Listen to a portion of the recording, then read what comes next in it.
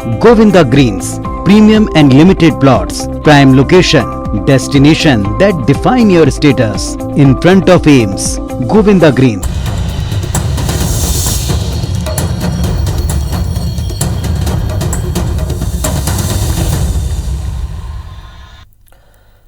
नमस्कार, आप देख रहे हैं IBC 24। मैं हूं आपके साथ विजय कुमार पंड्या और खबरों की शुरुआत करेंगे बड़ी खबर से जो कि चिंता बढ़ाने वाली है। ओमिक्रॉन ने चिंता बढ़ा दी है क्योंकि राजस्थान के जयपुर में ओमिक्रॉन के 9 मरीज मिले हैं। वहीं महाराष्ट्र में 7 नए ओमिक्रॉन पॉजिटिव आए सामने। तो देश में नए वेरिएंट के अब तक 21 नए मरीज मिल चुके हैं। कर्नाटक में 2 केस मिल चुके हैं। दिल्ली और गुजरात में 1-1 केस मिला है। देश में अब तक कर्नाटक, गुजरात, महाराष्ट्र, दिल्ली और राजस्थान में कोरोना के ओमिक्रॉन वेरिएंट के 21 मामले सामने आए हैं। राजस्थान में 9, महाराष्ट्र में 8, कर्नाटक में 2, गुजरात और दिल्ली में 1-1 मरीज ओमिक्रॉन का सामने आ चुका है और पहचान उसकी हो चुकी है।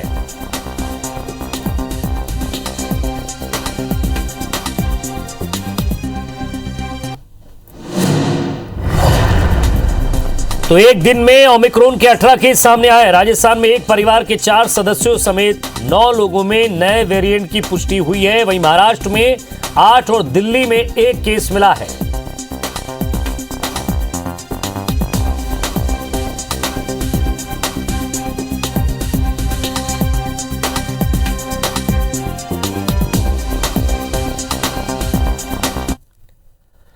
और देश में अब तक ओमिक्रॉन के 21 मरीजों की पहचान हो चुकी है। इसी बीच छत्तीसगढ़ भी यूके से आए 2 संक्रमित लोगों के सैंपल जांच के लिए भेजे गए हैं। फिलहाल उन्हें आइसोलेट कर दिया गया है। इधर विदेश से रायपुर लौटे 44 लोगों ने स्वास्थ्य विभाग की चिंता बढ़ा दी है। पुलिस की सहायता से उनकी तलाश की जा रही है। स्वास्थ्य विभाग का मानना है कि बिना जानकारी बाहर घूमने वाले सुपर स्प्रेडर बन सकते हैं, क्योंकि गाइडलाइन के मुताबिक विदेश से आए यात्रियों को 7 दिनों तक क्वारंटाइन में रहना है। वहीं 8वें दिन उनका RT-PCR चेक होगा।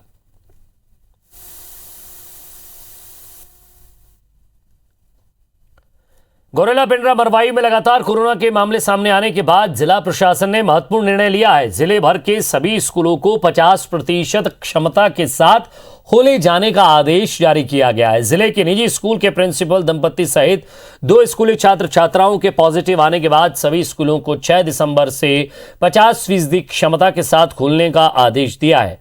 छात्र वर्णमाला अनुक्रम के हिसाब से 50% दर्ज संख्या के अनुपात में स्कूल आएंगे। वहीं स्कूलों को कोरोना गाइडलाइन का पालन करने का निर्देश दिया गया है। आपको बता दें कि जिले में 3 दिनों में कोरोना के 6 मामले सामने आए। कल मरवाई जनपद में पदस्थ 2 स्टाफ भी पॉजिटिव आए हैं।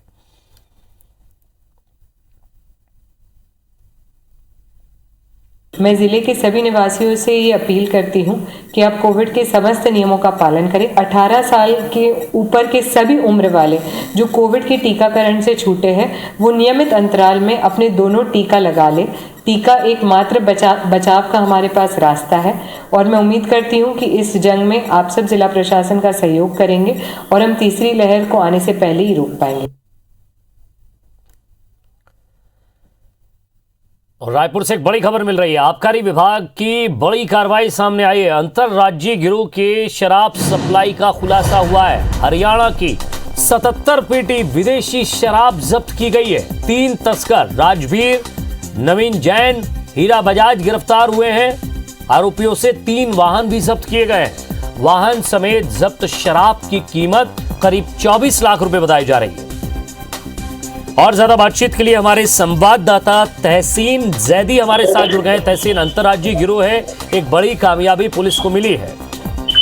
विजय, देखिए ये जो पूरी कार्रवाई है ये आबकारी विभाग की एक बड़ी कार्रवाई है। कह सकते हैं इसको कि नशे के खिलाफ एक ये आबकारी विभाग ने बड़ी कार्रवाई यहाँ पे की है। और ये बताया जा रहा है कि पूरे 2 दिन की ये कार्रवाई है। इसमें ये बात सामने आई है कि इसमें हरियाणा में निर्मित जो विदेशी जो शराब है, जो मीडियम रेंज की जो शराब है, 77 पेटी कुल 693 बल्क लीटर शराब जब्त की है। और इसमें अगर बात करें तो 3 शराब तस्कर जिसमें राजवीर, नवीन जैन, हीरा बजाज गिरफ्तार किए गए।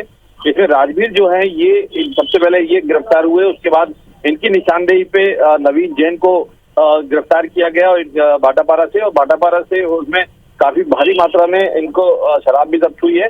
उसके अलावा हीरा बजाज जो है ये जो है इनको भी गिरफ्तार, हीरा बजाज को भाटापारा से गिरफ्तार किया गया और नवीन जैन जो है कटरा तालाब रायपुर से इनको गिरफ्तार किया गया है। और इसके अलावा अगर बात करें तो इनसे 3 गाड़ियां महिंद्रा लोगन, हुंडई कियोन और एक होंडा एक्टिवा कार जो है वो जब्त की है। तो कुल मिला के अगर इनकी कीमत की अगर बात करें तो वाहन समेत इनकी जो कीमत है शराब जो जब्त हुई है उसमें 24 लाख रुपए की मशहूर का इसमें जब्त किया गया है। और जिस तरीके से लगातार इस बात की जो शिकायतें मिल रही थी कि राज्य में जो दूसरे राज्यों से बनी हुई जो शराब है वो यहाँ तस्करी की जा रही है, तो उसको लेके जो आबकारी विभाग है वो अलर्ट था और उसने अपने कुछ मुखबिर लगाए हुए थे। उसके आधार पे ये सबसे पहले राजगीर को गिरफ्तार किया गया, इससे पूछताछ की गई, उसकी निशानदेही पे 2 तस्कर, तो कुल 3 तस्कर जो हैं इनको गिरफ्तार यहाँ पे किया गया है। और कह सकते हैं कि आबकारी विभाग ने एक नशे के खिलाफ बड़ी कार्रवाई यहाँ पे की है और अभी इनसे पूछताछ की जा रही है। जी शुक्रिया तहसीन, नजर बनाए रखिएगा, आगे भी आपसे अपडेट लेते रहेंगे। बहुत बहुत शुक्रिया सलाम बातचीत के लिए।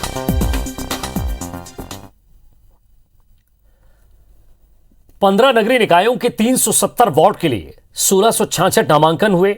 शनिवार को 6 निकायों के 14 नामांकन फॉर्म को कई कारणों से खारिज कर दिया गया है। इसमें कई नामांकन भाजपा और कांग्रेस नेताओं के भी थे। वहीं सोमवार को नामांकन फॉर्म वापस लेने की अंतिम तिथि है।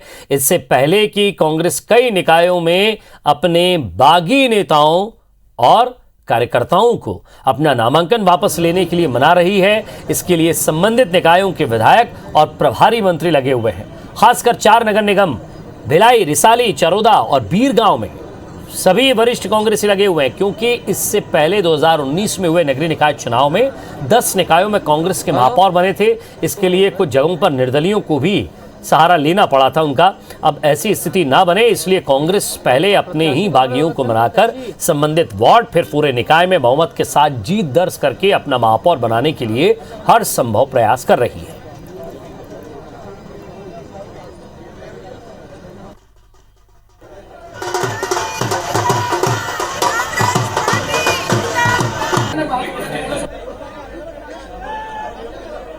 देखिए, नामांकन वापसी का अंतिम दिन कल है और हमारे जितने भी लोगों ने नामांकन भरा था इस प्रत्याशा में कि बी फार्म उनके नाम से आ जाएगा, वे सारे के सारे लोग कल अपना नाम वापस ले लेंगे। सभी से चर्चा हो चुकी है। हमारे जो क्षेत्र के इंचार्ज हैं उन लोगों ने एक एक आदमी से संपर्क किया है। कोई भी कांग्रेस का कार्यकर्ता बागी होकर चुनाव नहीं लड़ने जा रहा है। दुर्ग जिले का नगरीय निकाय चुनाव बीजेपी के लिए प्रतिष्ठा का प्रश्न बना हुआ है। बीजेपी भिलाई, रिसाली और भिलाई चरोदा नगर निगम सहित जामुन नगर पालिका परिषद का चुनाव जीतकर ये साबित करना चाहती है कि मुख्यमंत्री के जिले में वो जीत सकती है। और यही वजह है कि नेता प्रतिपक्ष धर्मलाल कौशिक को रिसाली नगर निगम, पूर्व मंत्री बृजमोहन अग्रवाल को भिलाई चरोदा नगर निगम और सांसद संतोष पांडे को भिलाई नगर निगम के चुनाव का प्रभारी बनाया गया है। वहीं पूर्व संसदीय सचिव लाभचंद बाफना को जामुन नगर पालिका परिषद की जिम्मेदारी दी गई है। नामांकन दाखिल होने के बाद से ही इन दिग्गज नेताओं ने अपने अपने इलाकों में चुनाव में भी मैनेजमेंट का जिम्मा संभाल लिया है। फिलहाल इनके सामने सबसे बड़ी चुनौती टिकट कटने से नाराज अपने कार्यकर्ताओं को मनाने की है।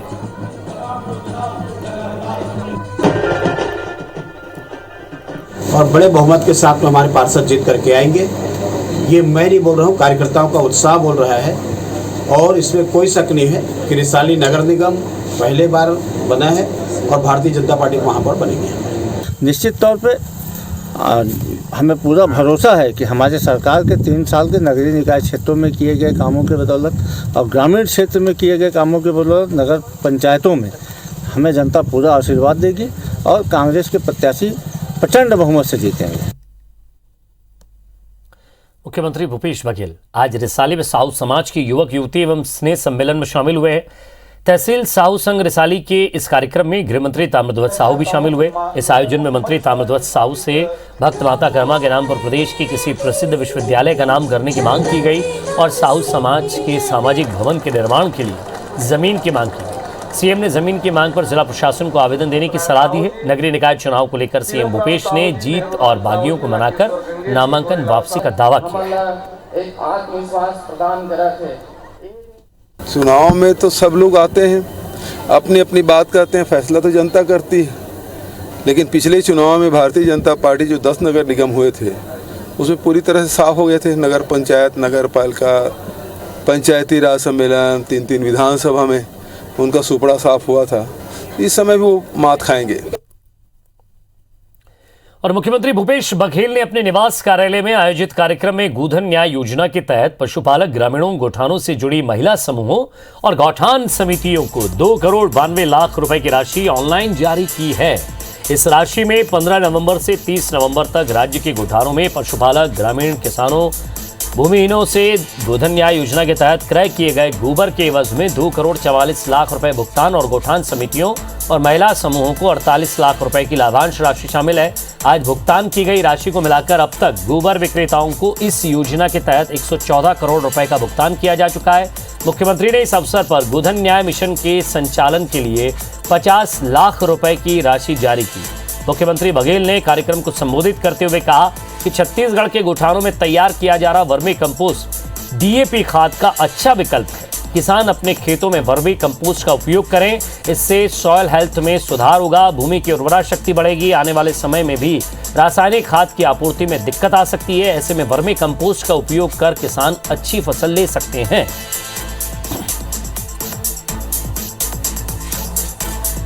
गोधन न्याय योजना के अंतर्गत किसानों, पशुपालक भाइयों, स्व सहायता समूह के बहनें और गौठान समितियों के खाते में कुल 2 करोड़ 92 लाख रुपये और जारी किए गए हैं।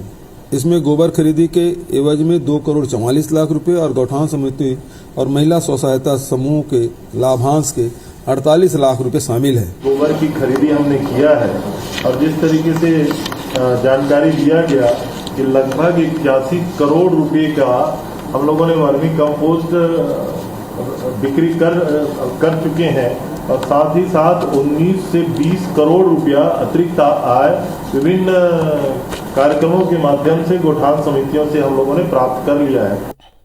बालोद जिले के वनांचल बधमार गांव में मांझी धाम के आयोजन में राज्यपाल अनुसुईया उइके शामिल हुई हैं। राज्यपाल ने विधि विधान से पूजा अर्चना की। आपको बता दें कि हर साल 5 दिसंबर को देश के कई हिस्सों से हजारों की संख्या में कई श्रद्धालु मांझी धाम पहुंचते हैं। राज्यपाल ने मांझी सरकार की जमकर तारीफ की और उन्हें गरीबों का मसीहा बताया। भैया जी जिला राजनगरों का सम्मान करेंगे। मुझे बड़ा गर्व है और मैं सभी को तो मैं नमन भी करती हूँ कि इस तरह से देश के लिए, समाज के लिए समर्पित होकर कार्य कर रही है संस्था, तो ये मेरे लिए भी बड़ा सौभाग्य है। रायपुर के भाटा गांव में 25 और 26 दिसंबर को धर्म संसद का आयोजन किया जाएगा। यह आयोजन ओम श्री नीलकंठ सेवा संस्थान की ओर से किया जा रहा है। इसमें देश के संत महात्मा शंकराचार्य आएंगे, सभी सनातन धर्म के प्रति कार्य करने के लिए मार्गदर्शन देंगे।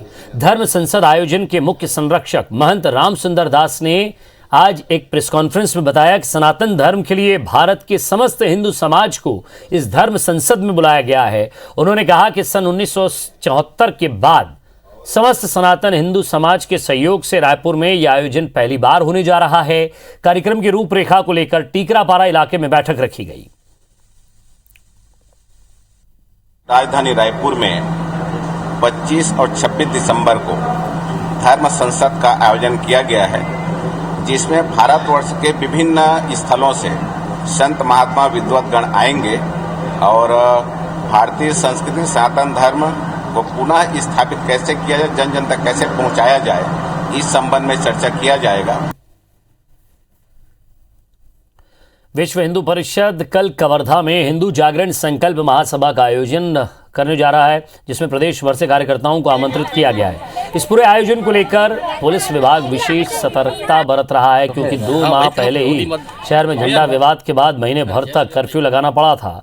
ऐसे में फिर से शहर में शांति बनी रहे, इसके लिए 3 बटालियन से कमांडेंट, 9 जिलों के एडिशनल एसपी और 15 डीएसपी समेत कुल 1000 से अधिक जवानों की ड्यूटी लगाई गई है। वहीं 50,000 से अधिक लोगों के आने की संभावना पर शहर में ट्रैफिक रूट चार्ट बनाया गया है।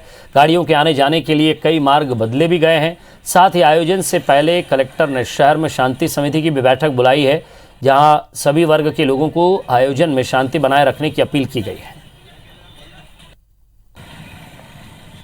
सभी लोगों की ऐसे कार्यक्रमों में सभी अधिकारी हो, चाहे कोई भी हो, जिला प्रशासन हो, पुलिस प्रशासन हो, फोर्स हो, आयोजन समिति हो, सबकी एक ही महत्वपूर्ण जवाबदारी रहती है कि कानून व्यवस्था की स्थिति शांतिपूर्वक रहे और शहर के अंदर यह कार्यक्रम जहां पर हो रहा है वहां पे कोई अप्रिय स्थिति नहीं बनता। छत्तीसगढ़ सहायक शिक्षक संघ वेतन विसंगति को लेकर बड़ा प्रदर्शन करने की तैयारी में 13 दिसंबर को सहायक शिक्षक फेडरेशन विधानसभा घेराव की तैयारी कर रहा है। घेराव को लेकर कलेक्ट्रेट परिसर में शिक्षकों की भी बैठक हुई है। कलेक्टर परिसर में सैकड़ों सहायक शिक्षक जमा हुए। उनका आरोप है कि शासन के आदेशों के बाद भी अधिक लापरवाही कर रहे हैं अधिकारी और वेतन विसंगति दूर करने की कोशिश नहीं कर पा रहे हैं और इसे लेकर फेडरेशन प्रदर्शन करेगा। कर सकूं और बहुत सारे साथियों को जब से यह सरकार बनी है और हमारे घोषणा पत्र में मुख्यमंत्री महोदय ने साफ साफ बोला था, उसका पेपर कटिंग भी है। अगर हमारी सरकार बनती है तो शायद शिक्षकों की वेतन विसंगति दूर की जाएगी। लेकिन सरकार बने लगभग 3 साल होने वाला है। हर बार सीएम साहब बोलते हैं, अधिकारी बोलते हैं, लेकिन अभी तक हमारी मांग पर निश्चित तौर पर किसी भी सकारात्मक पहल नहीं हुआ, जिससे नाराज होकर सहायक शिक्षक 11 तारीख से अनिश्चितकालीन आंदोलन पर जाएंगे। रायपुर के डॉक्टर भीमराव अंबेडकर अस्पताल के रेजिडेंट डॉक्टरों ने सोमवार को इमरजेंसी सर्विसेज बंद करने की घोषणा की है। जूनियर डॉक्टर एसोसिएशन के मुताबिक नीट पीजी के लिए काउंसलिंग को लेकर पिछले 9 दिन से हड़ताल कर रहे हैं, लेकिन इस दौरान जूडा ने केवल ओपीडी का बहिष्कार किया था, इमरजेंसी सर्विसेज को प्रभावित नहीं होने दिया था। 9 दिनों में केंद्र सरकार और federation of resident doctor association के बीच बातचीत भी चल रही थी, लेकिन बातचीत में कोई ठोस नतीजा नहीं निकलने के कारण यह फैसला लिया गया है। केंद्र सरकार के प्रतिनिधियों ने वादा करने के बावजूद सुप्रीम कोर्ट में इस प्रकार की अनुरोध नहीं दाखिल किया कि वह जल्दी से जल्दी पीजी काउंसलिंग दाखिल करने के लिए सहयोग करने को तैयार है। इंडियन मेडिकल एसोसिएशन का मेडिकल स्टूडेंट नेटवर्क छत्तीसगढ़ शाखा उनका पूरा समर्थन करती है। उस स्थिति में हमारी तरफ से ये होगा कि हम किसी भी ऐसी सर्विस में कमी आने नहीं देंगे। हमारे डॉक्टर्स तैयार हैं। सभी रेसिडेंट डॉक्टर एसोसिएशन छत्तीसगढ़ ने डिसाइड किया है कि कल से सारी ओपीडी सेवाओं के साथ इमरजेंसी सेवाएं भी बाधित की जाएगी और हमारी मुख्य मांग यही रहेगी कि गवर्नमेंट जल्द से जल्द काउंसलिंग कराए और जो भी हमारी बेसिक रिक्वायरमेंट उसे पूरा करने की कोशिश करें। नियमितीकरण की मांग को लेकर प्रदेश के दैनिक वेतनभोगी कर्मचारियों ने रायपुर में प्रदर्शन किया है। प्रदर्शन करने के लिए रायपुर आए प्रदेश भर से दैनिक वेतनभोगी कर्मचारियों ने मुख्यमंत्री निवास के घेराव का प्रयास भी किया। रैली में प्रदेश के 50 से अधिक विभाग के दैनिक वेतनभोगी कर्मचारी शामिल थे। आंदोलनकारियों से एसडीएम को मुख्यमंत्री के नाम ज्ञापन सौंपा। प्रदर्शनकारियों का कहना है कि एक सूत्री मांग पूरी न होने पर वो प्रदेश स्तरीय आंदोलन की चेतावनी भी देते हैं। तृतीय वर्ग शासकीय कर्मचारी संघ के प्रदेश अध्यक्ष विजय झा ने कहा कि सरकार जब तक उन्हें नियमित नहीं करती तब तक विभागों में प्रमोशन नहीं होना चाहिए। दैनिक वेतनभोगी कर्मचारियों का पद भी लगातार इसी तरह अटका हुआ है। कांग्रेस की सरकार ने 3 साल पहले वादा किया था चुनावी घोषणा पत्र में कि हम लोग जब सत्ता में आएंगे तो आप लोगों का नियमितीकरण करेंगे करके, जो अभी तक पूर्ण नहीं हुआ। इसके विरोध में हम लोगों ने आज वादा निभाओ रैली निकाला। सरकार के वादा खिलाफी के खिलाफ अपना प्रदर्शन कर रहे हैं और सरकार को उनका वादा निभाने के लिए ध्यानाकर्षण कर रहे हैं। मैं आपके माध्यम से माननीय मुख्यमंत्री जी से अपील करूंगा कि इन छत्तीसगढ़ के बेरोजगारों के साथ में जो वादा किया गया था उसको पूरा किया जाए। जब तक दैनिक वेतनभोगी नियमित नहीं होते किसी भी विभाग में सीधी भर्ती कर भ्रष्टाचार को तत्काल रोक लगाया जाना चाहिए। और इसी के साथ फिलहाल इस बुलेटिन में इतना ही। नमस्कार।